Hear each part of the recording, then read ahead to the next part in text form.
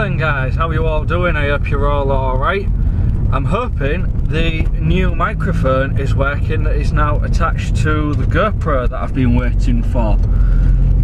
Today what I thought I'd do, because I've just had to go and pick a few bits up, and I've just dropped some stuff off for my mum and dad, and this is where the microphone got delivered to as well.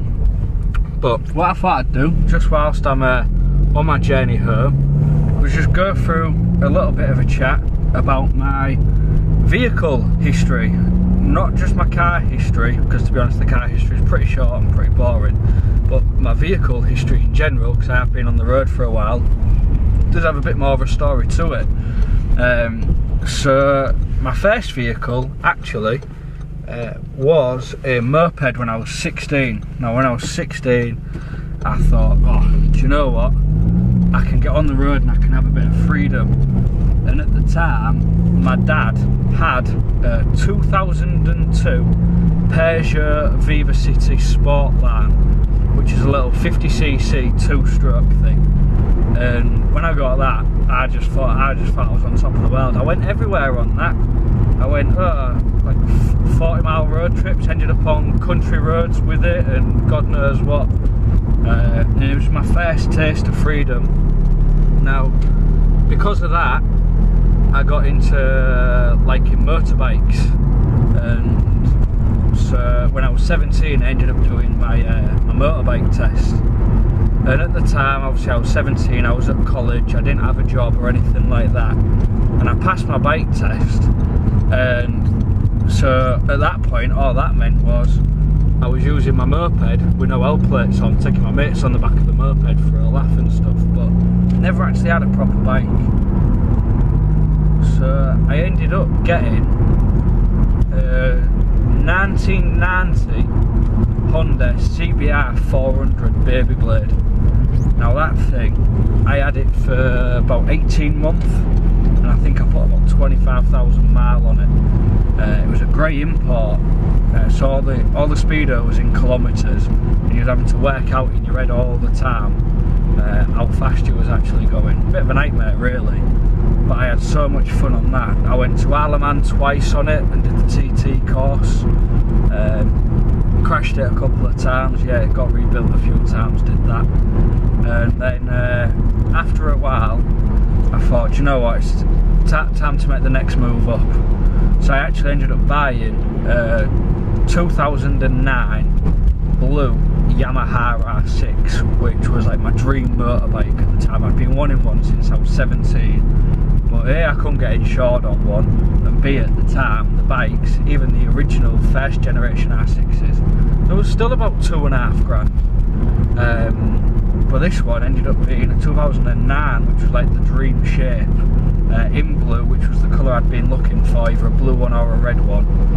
And then I put a Two Brothers carbon fibre exhaust system on it, which I'd imported from America. And I also had what was it, a Power Commander 4, I think it was, that was on it, Power Commander 4. And I had that for about 2 years. And then during that time I did my car licence, and I got my first car whilst having the R6, which was a 2003 MG ZR 2 litre TDI, 110 horsepower it was, 5-door one as I say, and it had 140,000 miles on the clock. Now that car, I paid 400 quid for it. I don't know if I've got any pictures of these cars, but if I do, I'll put them on any pictures of the vehicles that I've got or ones like it. But the MG was rust with a hint of blue. It was an absolute shed. I only had it 6 months, and I spent more on it in repairs than I did actually buying the car. But it was my first car, I thought it was great. I had big 6-inch 6x4 speakers in the parcel shelf, with an aftermarket head unit in what you could plug your phone into and stuff. So I thought it was like absolutely fantastic. It wasn't until I started having like tracking issues and I was replacing all the bottom arms, and every week I was taking it in garage and spending another 100 quid on it. and I just decided, you know what, enough's enough. And that's when I bought the FR.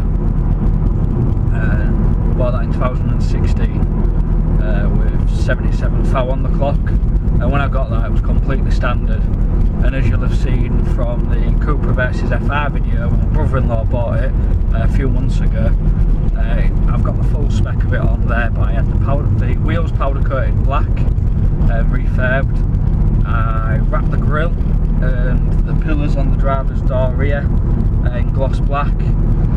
Put up fake carbon fibre canards on the front, and also fake carbon fibre splitter as well. And as I say, I had that car for three years to the date, actually, 21st of September, and that's when I flew to Ireland to pick up this. And I've had this now, as I say, since September. Big plans for this car, guys, so I do just want you to bear with on this, because it will be good, and I do want you all to see the journey, because by the time it's done, oh, this thing's going to be a monster and a half. Where are we with this car now? So I bought it with 55,000 on it. It's currently got 62,500 on it. So I've done a fair few miles. Since having the car, I've done a bottom end rebuild on it. Needed all new shell bearings putting in and the crank polishing. Because luckily the crank wasn't scratched, the crank was fine, but it had material from the previous bearing melted onto it, which had to all be sanded off and polished up. So that got done. That was one of the main problems with the car when buying it, but we didn't know that until I was over halfway home, when the vibrating ticking sound started getting really bad when I was driving it home from Scotland when I got off the ferry, and that turned out to be the bottom end bearings. So that got done. Then the car had to get MOT'd, because it turns out it had no MOT when I bought it, but there was no record of it on DVLA because it was an ex-police car. So we didn't know if it was MOT'd or not. No one could give me a straight answer until the police pulled me over and said it's an ex-police car, it hasn't got an MOT, it needs to be MOT'd. So that ended up getting done, and that needed, oh god, what did that need? Anti-roll bar, rear spring, and ball joint, I think. I don't know, I can't remember. There was 3 things on it, and I know a drop link and a rear spring was one, and I'm guessing what the other one was. Can't remember, guys. And then recently, I don't know if you've seen, I don't know if I've put the video up or not, but there has been a small little mod done under the engine bay, which I paid 40 quid for, which I love, but I'm trying not to give it away with you guys, just in because I can't remember, or I don't know what order these videos are going to be coming out at. But yeah, so that's where we are with my car history, guys. I know it's only a short video, but everyone seems to be doing them, and I just thought it would be something that's just quite fun, just to reminisce, really. I could talk about all of the vehicles that I've had for absolutely hours, with the stories that I've had and stuff like that, and just some of the stuff that you get up to as a late teen, early adult with a vehicle, especially like with the R6, what I had like 140 brake on a bike that weighed less than 200 kg. It was good for 180 mile an hour by the time it was all kitted out. It was silly powered bike, really. Power to weight ratio on it was mega. Just like this, really. By the time this is built, this will be getting on for 400 brake, front wheel drive. This will be silly to drive by the time it's done, especially getting it on a racetrack and stuff. But yeah, I'll leave the video there, guys. As I say, I just thought I would share that with you, just as a quick little video. At the end of the day, it's a bit of content during lockdown, and yeah, so I hope you're all staying safe, guys, and until the next time, take care.